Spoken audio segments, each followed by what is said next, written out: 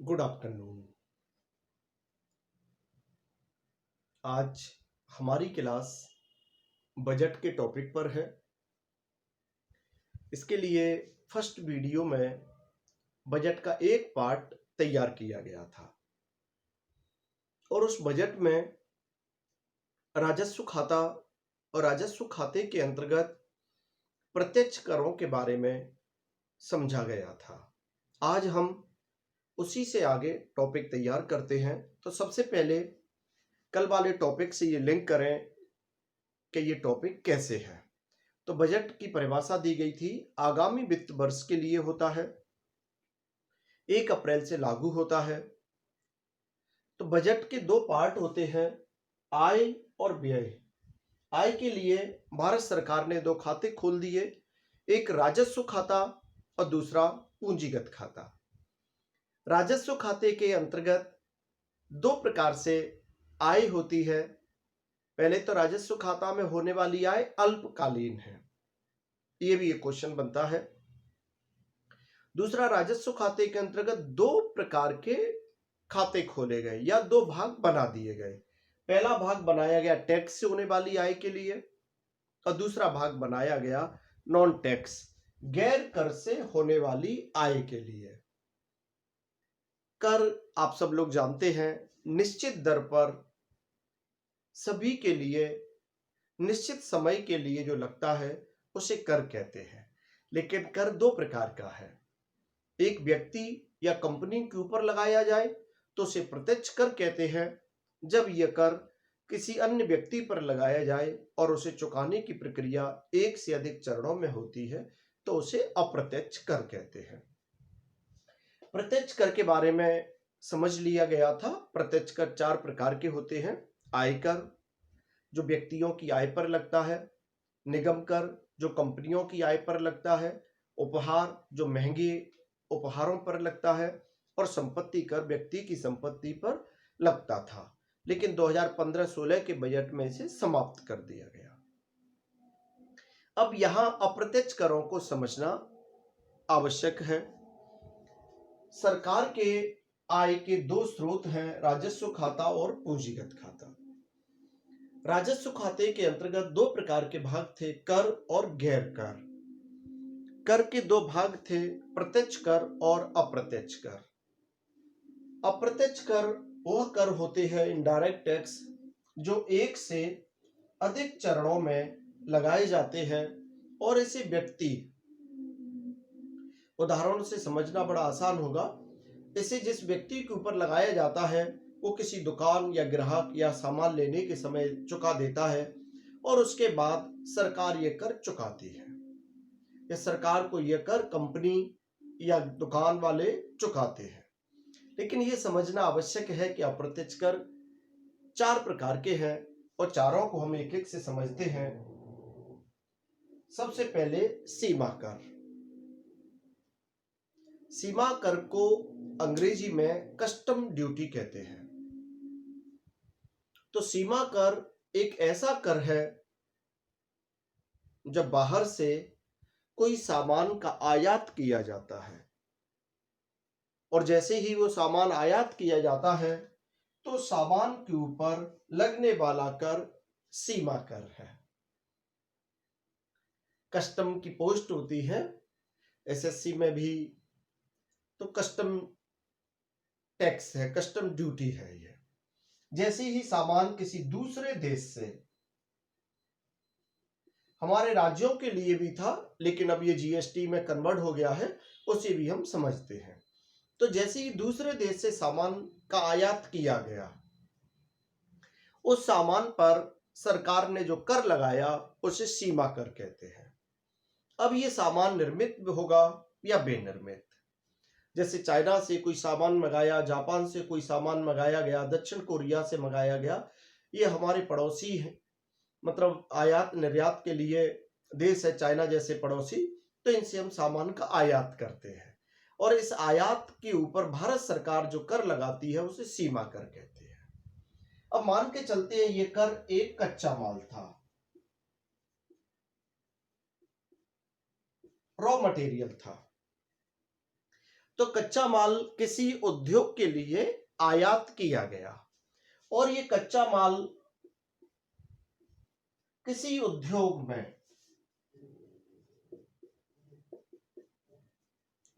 में विनिर्मित वस्तु बनने के लिए पहुंचता है।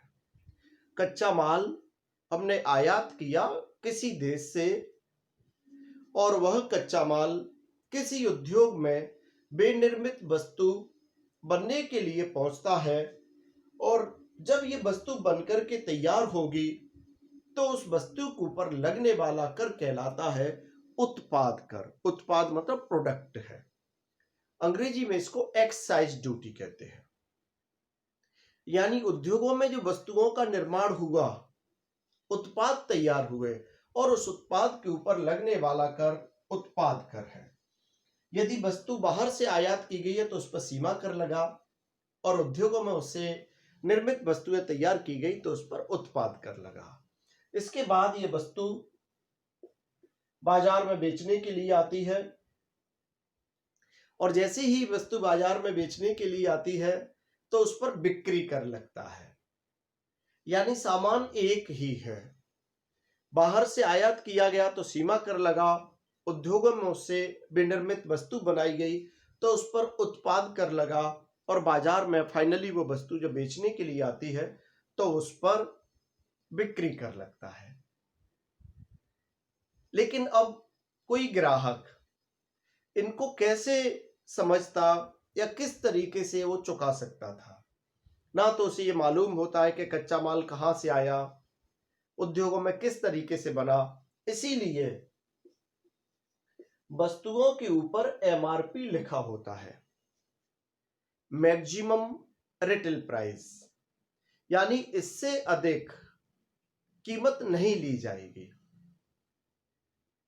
इससे अधिक कीमत नहीं ली जाएगी। यानी उस वस्तु पर सभी प्रकार के कर जुड़ चुके हैं और ग्राहक सामान खरीदता है और दुकान वाले को पैसा चुका देता है।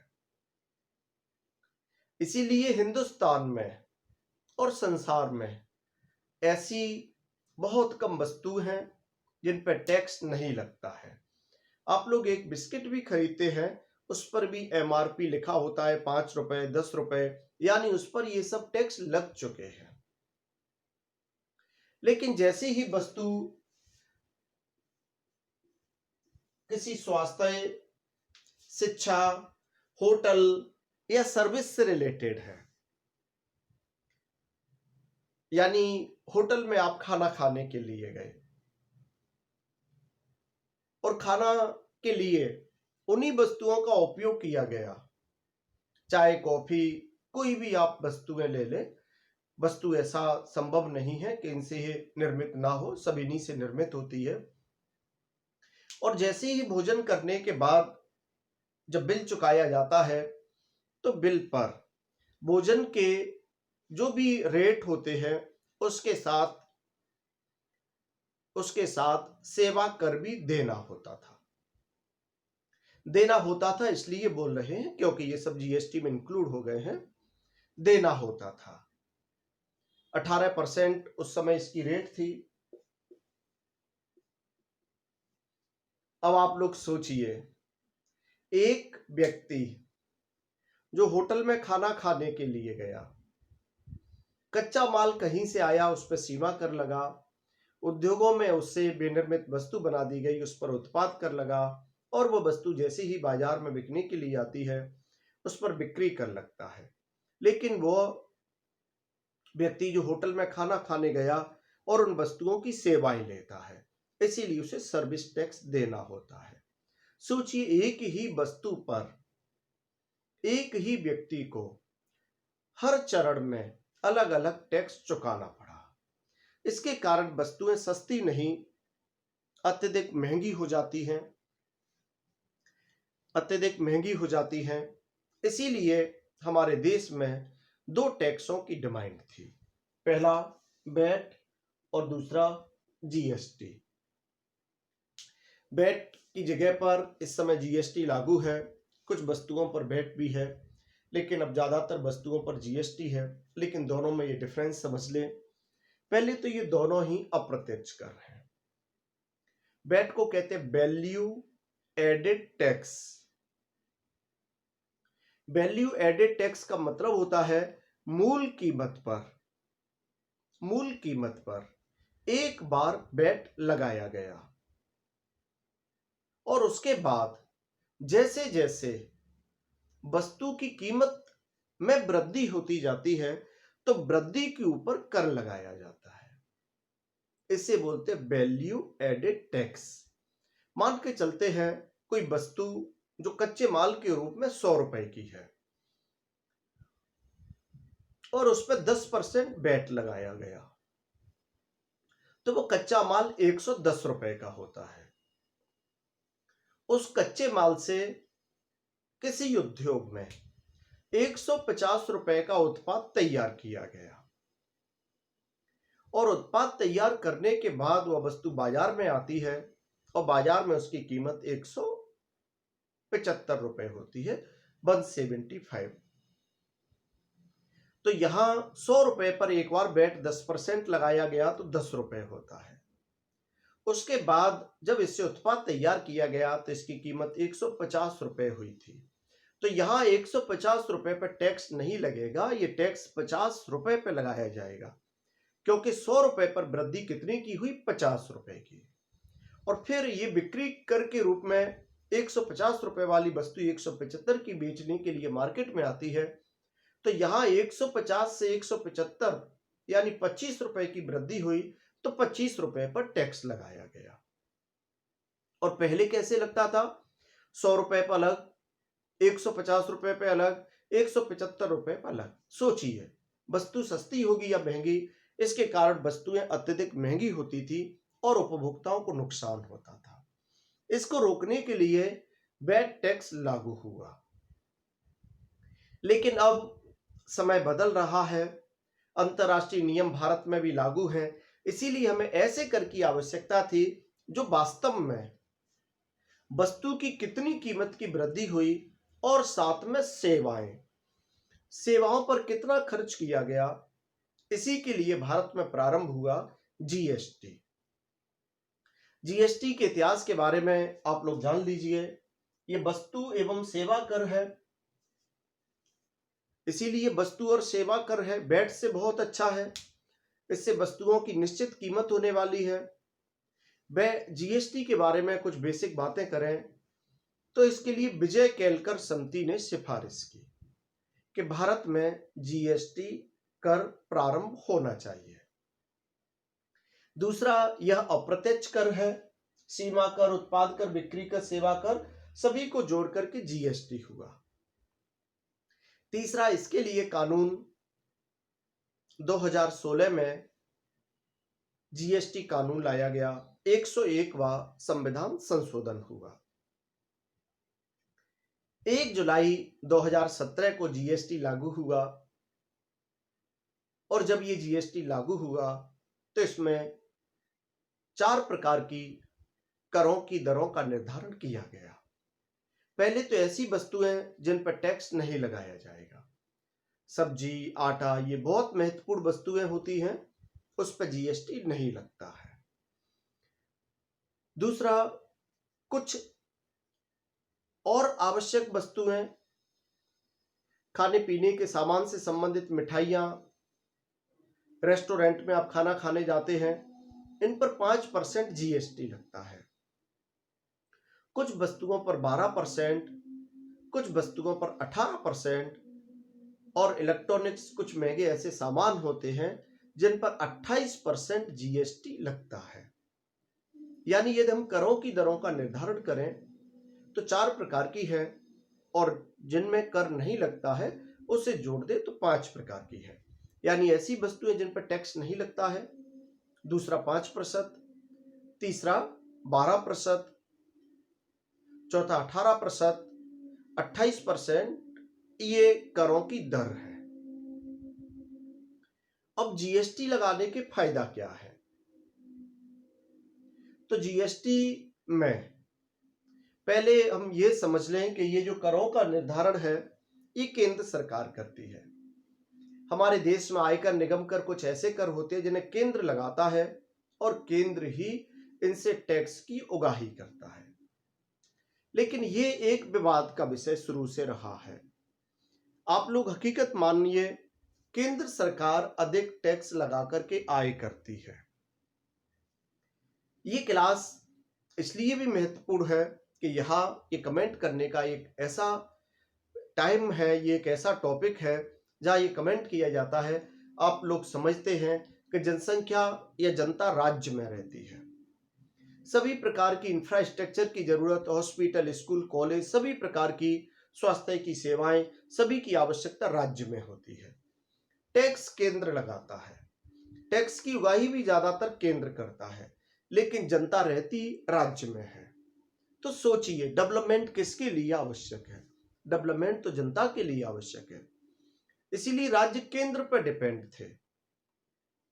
और हमारे देश में अलग अलग सरकारें होती हैं पार्टियों के आधार पर, यह बहुत भेदभाव है। इसीलिए वित्त आयोग हमेशा परामर्श देता है सरकार को कि आप इतना % दीजिए।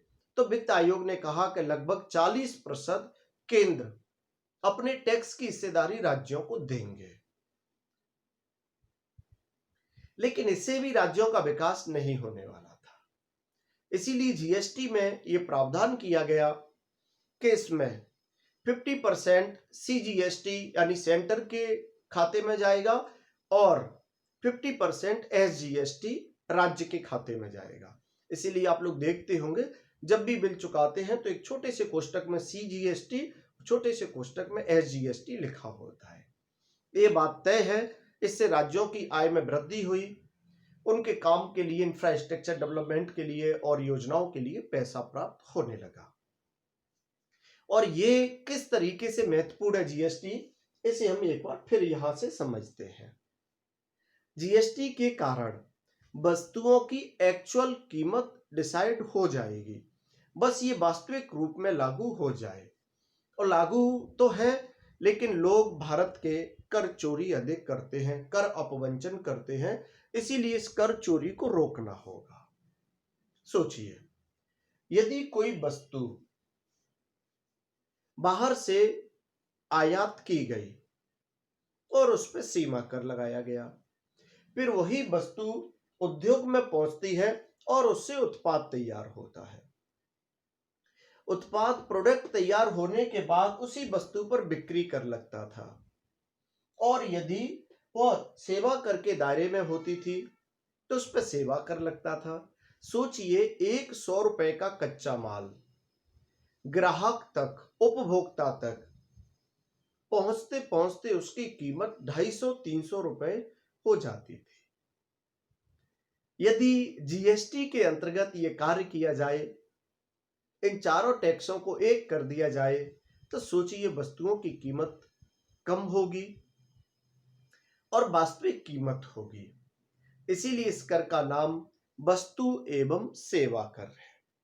लेकिन इस कर को लेकर दो विवाद होते हैं। एक विवाद आप लोगों को बता दिया गया, केंद्र और राज्य के बीच विवाद। केंद्र राज्य को अभी भी जीएसटी से पैसा देता है और कभी कभी इसे देने में देरी हो जाती है, जिसके कारण अक्सर राज्य केंद्र पर यह आरोप लगाते हैं कि आप जीएसटी नहीं दे रहे हैं। दूसरा, जीएसटी के कारण ये एक विवाद है, और दूसरा, हमेशा पेट्रोल या पेट्रोलियम संसाधन और शराब को लेकर के विवाद होता है। पेट्रोलियम यानी पेट्रोल डीजल को इससे बाहर रखा गया है और शराब को रखा गया है। सोचिए, यदि ये जीएसटी के अंतर्गत होते तो इन पर अधिकतम कितना टैक्स लगता? 28%। लेकिन लॉकडाउन के समय आप लोगों ने शराब की स्थिति देखी होगी। सभी राज्यों ने, दिल्ली जैसे राज्य में तो 70% कोरोना के नाम से उस पर अलग से टैक्स लगा दिया गया। उसी प्रकार पेट्रोल और डीजल पर केंद्र सरकार अलग कर लगाते हैं, राज्य सरकार अलग कर लगाते हैं, और जब भारत सरकार की किसी भी प्रकार से आय नहीं हो पाती है या कोई समस्या आती है तो आप सब लोग देखते हैं हमेशा पेट्रोल डीजल पर टैक्स बढ़ा दिया जाता है। लेकिन नुकसान अंततः उपभोक्ता को ही होता है। जब हम पेट्रोल डीजल का उपयोग करेंगे तभी हमें उसकी रेट देनी होगी, पैसा चुकाना होगा। और जैसे ही हम पेट्रोल डीजल लेते हैं तो साथ में टैक्स भी पे करते हैं। और यदि इसकी रेट या जीएसटी के आधार पर भी होती तो पेट्रोल डीजल की रेट अधिकतम 50 रुपए के लगभग होती, यानी ये जीएसटी के अंतर्गत आना चाहिए। सरकार को ये लगता है कि इससे टैक्स तो मिलता है, सरकार को ये लगता है कि उपभोक्ताओं के लिए ये टैक्स लगाया जाता है, लेकिन आप लोग सोचिए, उपभोक्ता ये टैक्स चुकाते हैं, आखिरकार लोड तो उन्हीं के ऊपर पड़ता है, जिसके कारण वस्तुएं फिर से महंगी हो जाती है, वस्तुओं की कीमत बढ़ जाती है। तो ये जीएसटी है। लेकिन जीएसटी कैसा कर था? अप्रत्यक्ष कर। इसके लिए केंद्रीय अप्रत्यक्ष कर बोर्ड है, इसके लिए केंद्रीय प्रत्यक्ष कर बोर्ड है, लेकिन दोनों से ये होने वाली आय किसके रूप में शामिल होती है? कर के रूप में। और ये कर से होने वाली आय भारत सरकार के किस खाते में सम्मिलित होती है? राजस्व खाता के अंतर्गत। अब हम सरकार की अन्य आय के स्रोत देखते हैं कि सरकार को इनके अलावा कहां से आय होती है। तो सरकार ने राजस्व खाते का दूसरा पार्ट बनाया गैर कर, यानी जहां टैक्स नहीं है लेकिन सरकार को वहां से आमदनी होती है, आय होती है। गैर कर के रूप में सरकार को लाभ प्राप्त होता है। लाभ कहां से होता है? तो भारत सरकार के आप लोगों ने उपक्रम पढ़े थे, जो केंद्रीय सार्वजनिक उपक्रम एनटीपीसी जैसी महारत्न कंपनी, भारतीय रेल, पोस्ट ऑफिस, विज्ञापन, ऐसे बहुत से सरकार के स्रोत होते हैं, बैंक भारत सरकार की, ऐसे बहुत से स्रोत होते हैं, इनसे सरकार को लाभ प्राप्त होता है और ये गैर कर के रूप में लाभ प्राप्त होता है और अंततः ये कहां शामिल हो जाता है? राजस्व खाते के अंतर्गत। यानी सरकार को लाभ कहां से मिला? सरकार को लाभ अपनी कंपनियों से प्राप्त हुआ। दूसरा, भारत सरकार राज्यों को पैसा उधार देती है और इस पैसे पर जो ब्याज लगता है, ब्याज की वापसी होती है और ब्याज की वापसी भी गैर कर के रूप में होती है। तो राजस्व खाते के दो भाग थे, एक कर और दूसरा गैर कर। गैर कर के रूप में लाभ और ब्याज दोनों सम्मिलित है। यहां सरकार की निश्चित सरकार कोशिश करती है और आप सब लोग जानते भी हैं, हमेशा अनुमान लगाए जाते हैं कि बजट में इस बार टैक्स से इतनी आय होने वाली है। लेकिन ये बात आप लोग मान के चलिए, सरकार का व्यय इतना अत्यधिक होता है कि राजस्व खाते से इसकी पूर्ति नहीं हो पाती है। इसीलिए भारत सरकार ने एक दूसरा खाता भी बनाया जिसे कहते हैं कैपिटल अकाउंट, पूंजीगत खाता। इस पूंजीगत खाते के अंतर्गत 4 प्रकार से सरकार की आय होती है या सरकार पैसा उधार लेती है। सबसे पहले भारत सरकार घरेलू उधार लेती है। आप सब लोग जानते हैं, सरकार को उधार आरबीआई देती है, ये भारत सरकार की बैंक है। तो सरकार ने आरबीआई से उधार ले लिया। दूसरा, विदेशी उधार, या तो दूसरे देशों से उधार ले लेते हैं, अमेरिका जैसे देशों से, या विश्व बैंक से किसी योजना के अंतर्गत जो उधार लिया गया उसे हम विदेशी उधार कहेंगे। तीसरा, सरकार ने मध्य प्रदेश सरकार को, उत्तर प्रदेश सरकार को, राजस्थान सरकार को ऋण दिया और जैसे ही ऋण की वापसी होती है तो ये कौन से खाते के अंतर्गत शामिल हो जाती है?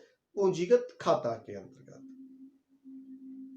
चौथा, बहुत से लोगों ने पोस्ट ऑफिस में और बैंकों में जो भारत सरकार की है लघु बचत, स्मॉल सेविंग के लिए जो पैसा जमा किया है वो भी दीर्घकालीन है और ये पैसा कौन से खाते के अंतर्गत जमा होता है? पूंजीगत खाते के अंतर्गत जमा होता है। तो भारत सरकार पूंजीगत खाते के अंतर्गत मुख्य रूप से उधार लेती है, घरेलू और विदेशी। दूसरा ऋणों से वापसी होती है सरकारों को देने से, और चौथा लघु बचत। इन दोनों से होने वाली जो प्राप्तियां हैं यही भारत सरकार की कुल आय है। बहुत सिस्टमेटिक काम है राजस्व खाता, पूंजीगत खाता।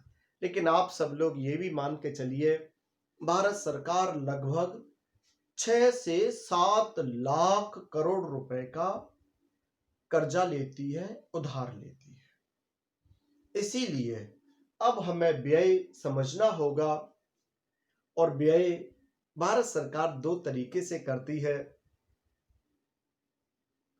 पहला योजनागत व्यय और दूसरा गैर योजनागत व्यय। योजनागत व्यय लगभग 33% के लगभग भारत सरकार करती है, और लगभग 66 और कुछ पॉइंट के लगभग गैर योजनागत व्यय करती है।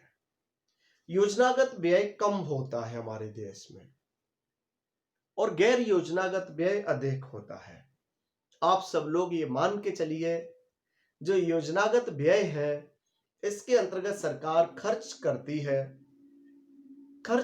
है और सरकार को इसके साथ वापसी भी होती है, इसीलिए ये योजनागत व्यय है। इसके अंतर्गत सरकार कैसे खर्च करती है? तो इसके अंतर्गत सरकार सड़क बनाने के लिए, पुल बनाने के लिए, अस्पताल बनाने के लिए, अलग अलग कॉलेज संस्थान बनाने के लिए खर्च करती है। आप सब लोगों ने टैक्स दिया होगा टोल के लिए।